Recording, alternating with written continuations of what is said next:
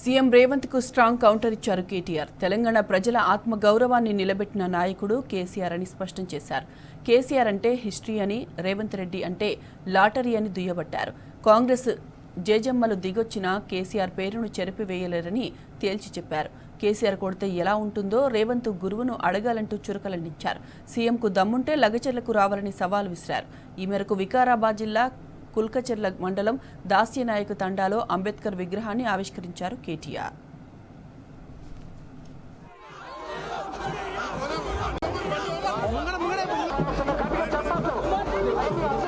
పదేళ్ల పాటు అద్భుతంగా అభివృద్ధిని, సంక్షేమాన్ని జోడెద్దుల మాదిరిగా జోడించి ముందుకు తీసుకొని పోయినాం. దేశంలో ఎవరు ఆలోచన చేయలేదు. రైతు బంధు లాంటి కార్యక్రమం భారతదేశానికి స్వాతంత్రం వచ్చిన తర్వాత మొట్టమొదటిసారి 12 విడతల్లో 73,000 కోట్ల రూపాయలు, మాట ఇయ్యకపోయినప్పటికీ 73,000 కోట్ల రూపాయలు మీ ఖాతాల్లో అటు నాటేసే టైం వచ్చిందంటే టింగు టింగు మన సప్పుడవుతూ బ్రహ్మాండంగా మీ ఖాతాల్లో డబ్బులు వేసిన నాయకుడు కేసీఆర్ గారు. 73,000 కోట్లు రైతు బంధు రూపంలో, 28,000 కోట్లు రైతు రుణమాఫీ రూపంలో 2 దఫాలుగా మీకు రుణమాఫీ చేయడం జరిగింది. ఆనాడు మరి నాట్లేసే టైం వచ్చిందంటే టింగు టింగు మన సప్పుడు వస్తుండే. ఇప్పుడు వస్తున్నదా? మన ముఖ్యమంత్రి గారు చెప్తున్నారు కోస్గిలో, ఏమంటున్నాడు? టింగు టింగు కాదట, టకీ టకీ అట. పడయారా అన్నట్టే ఎవరికి వాడలే రాష్ట్రంలో. ఏం చెప్పిండు ముఖ్యమంత్రి ఆ రోజు? ఈరోజు 26 జనవరి, ఈరోజు బంద్ ఉంటాయి బ్యాంకులు, కానీ మీరు తెల్లారు కొట్టంగా లేవగానే మీ ఫోన్లు మోత మోగుతాయి, టకీ టకీ అని పడతాయి అన్నాడు. పడుతున్నాయి టకీ టకీ అని. తులం బంగారం పడుతుందా టకీ టకీ అని? 2,500 పడుతుందా టకీ టకీమని? పడతలేదా? స్కూటీలు వస్తున్నాయా టకీ టకీమని? అస్తలేవా? మరి స్కాలర్షిప్లు పడుతున్నాయా టకీ టకీ అని? పడుతున్నాయా పడతలేవా? రైతు బంధు పడుతుందా టకీ టకీ అని? ఆఖరికి సఫాయి సిబ్బందికి పైసలు కూడా పడతలేవు టకీ టకీ అని. గ్రామ పంచాయతీ సిబ్బందికి, మున్సిపాలిటీ సిబ్బందికి వాళ్ళ జీతాలు కూడా పడతలేవు టకీ టకీ అని. ఇక ఈయననేమో టకీ టకీ అని కొత్త కొత్త కథలు చెప్తాడు. ముఖ్యమంత్రి గారు నోరు తెలిస్తే నిజంగా ఒకటేమో ఆయనకు వచ్చింది తిట్ల పురాణం, ఇంకేం రాదు. తిట్టు రాబోయంటే మాత్రం జోరుగా తిడతాడు. మాకు రాదా తిట్లు? మనకు రావా ఊళ్ళల్లో తిట్లు? కానీ మనకు సంస్కారం ఉంది. ఏమంటాడు కేసీఆర్? నువ్వు కొట్టుడు కాదు, నువ్వు నిలవాడు, సరిగ్గా నిలవాడు, కట్టలేకుండా నిలవాడు అంటుండు. ఒక 71 ఏళ్ల పెద్ద మనిషిని పట్టుకొని సంస్కారం లేని ముఖ్యమంత్రి గారు ఏమంటున్నాడు? కట్టబట్టుకొని నిలవాడు అంటుండు.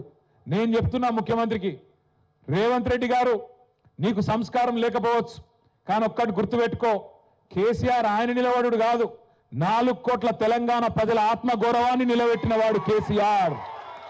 తెలంగాణ అనే రాష్ట్రాన్ని ఏర్పాటు చేసి దేశం ముందు సమున్నతంగా నిలబెట్టిన వాడు కేసీఆర్. కమిషన్ తీసుకోకుండా ప్రభుత్వాన్ని నడుపు దమ్ముంటే ఆయన కట్టలేకుండా కాదు మంచిగా నిలబడతాడు. ఆయన కొడితే ఎట్లుంటుందో నువ్వు కాదు, నీ పాత గురువు గారిని అడుగు, చెప్తాడు కొడితే ఎట్లుంటుందో. నీ ఇప్పుడు గురువుని అడుగు, నీ గురువుని అడుగు, రాహుల్ గాంధీ వాళ్ళ అమ్మని అడుగు, చెప్తుంది ఎట్లా ఢిల్లీ మెడలు వంచి తెలంగాణ తెచ్చిండో కేసీఆర్ కొడితే ఎట్లుంటుందో ఆ దెబ్బ తిన్నోళ్ళని అడుగు, తెలుస్తుంది. ఆయన నాకు తెలియక అడుగుతా, ఈయనకు కేసీఆర్కి ఏమైనా పోలికున్నది? అసలు కేసీఆర్ ఏమో హిస్టరీ, కేసీఆర్ అంటే హిస్టరీ, రేవంత్ రెడ్డి అంటే లాటరీ. టికెట్ కొనకుండా లాటరీ గెలిచిపోయాడు.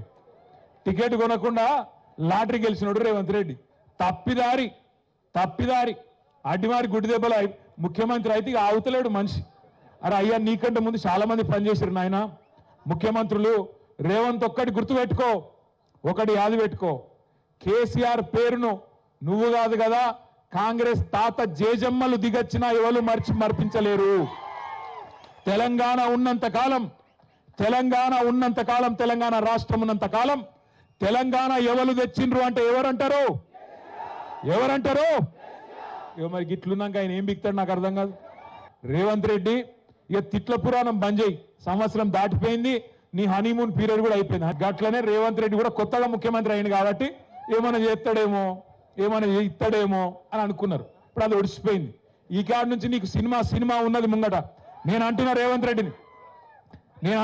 రెడ్డిని అసెంబ్లీకి రా కేసీఆర్ అంటుండు. అరే నేను రేవంత్ రెడ్డిని అడుగుతున్నా, అసెంబ్లీకి రాగాదు, నీకు దమ్ముంటే రేవంత్ రెడ్డి నువ్వు లగచర్లకు రా, నీ సంగతి ఎందుకు కొడంగల్ చెప్తారు. నువ్వు దమ్ముంటే నువ్వు రాలాగా చెర్లకు సెక్యూరిటీ లేకుండా రారాబోయే నేను కూడా చూస్తా. నువ్వు వస్తావా రావో నాకు తెలియదు, కానీ నేను మాత్రం పక్కా కొడంగల్కి వస్తా, తొందరలోనే వస్తా. నీకు దమ్ముంటే ఆపకు, బాజాప్తా పోతాం, ఖచ్చితంగా కొడంగల్ పోతాం. నీ సంగతి ఏందో చూస్తాం, నీ సంగతి ఏందో చూస్తాం. అంత భయపడి ఎందుకు పోతాం మనం? బాజాప్తా పోదాం, బ్రహ్మాండమైన మీటింగ్ కొడంగల్లో పెడతాం.